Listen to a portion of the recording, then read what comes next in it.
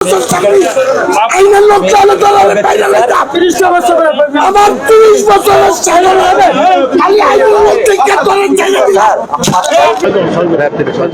ছয়জন ধরা হয়েছে না হতে পারে যাতে কোনো অপ্রীতিকর ঘটনায় পতিত না হয়, ঠিক আছে? যাতে কোনো যাত্রী যাত্রা করতে যেতে তারা কোনো প্রতারকের খপ্পরে যাতে না পড়ে, সেই জন্য আমরা নিয়মিত এলাকায় টহল দিচ্ছি, ঠিক আছে?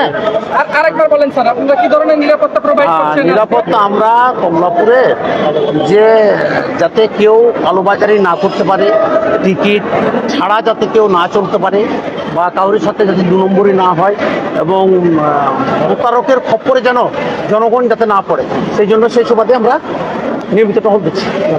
ঠিক আছে, থ্যাংক ইউ। প্রশ্ন করেন এলাকার পরিস্থিতি স্বাভাবিক। কালোবাজারে কোনো টিকিট বা অন্য কোনো না, কালোবাজারের টিকিট এখন পর্যন্ত কোনো আমাদের কাছে এসে পৌঁছে নাই, আমরা দেখতেছি, তৎপর চালিয়ে যাচ্ছি।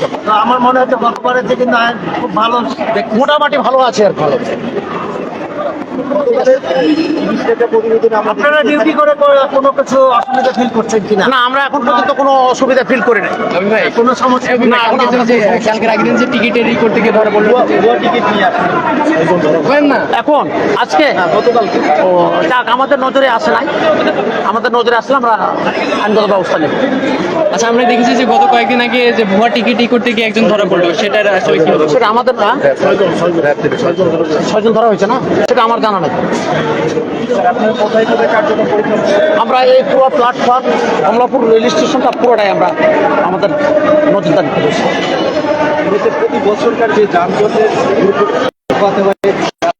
না, প্রতি বছরের যানজট এবারও ঠিক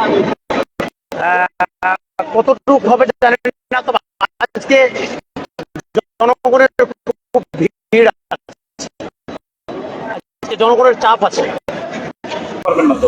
কেন উনি আমার অ্যারেঞ্জমেন্ট করছে? আমি একটা টিকিট 50 টাকা বাড়তি বেশি নাই। কেন উনি আমার জরিমানা করবে? কেন এই টিকিট দিচ্ছে? আমার লাইফের প্রথম আজকে আমি এই পরিবহনে আসলাম। আমার 25 বছর পরিবহন সার্ভিস, আমার 25 বছর সার্ভিস। আইনের লোক চালে চালালে আমার 30 বছরের চাইলে খালি আইনের লোক থেকে করেন চাইলে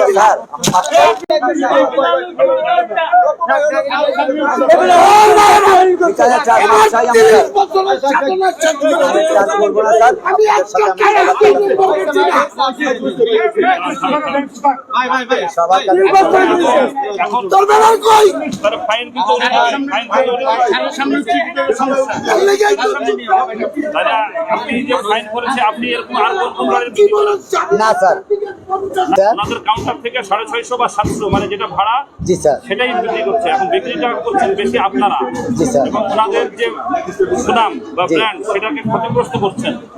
এই অপরাধে ওদেরকে যে ফাইন করেছিলাম সেই একই ফাইন এখন আপনার হবে, কারণ অপরাধ করেছেন আপনি, ভাড়া বেশি নিয়েছেন আপনি। 3000 টাকা ফাইন করেছিলাম, সেই 3000 টাকা ফাইন আপনি দিলেন।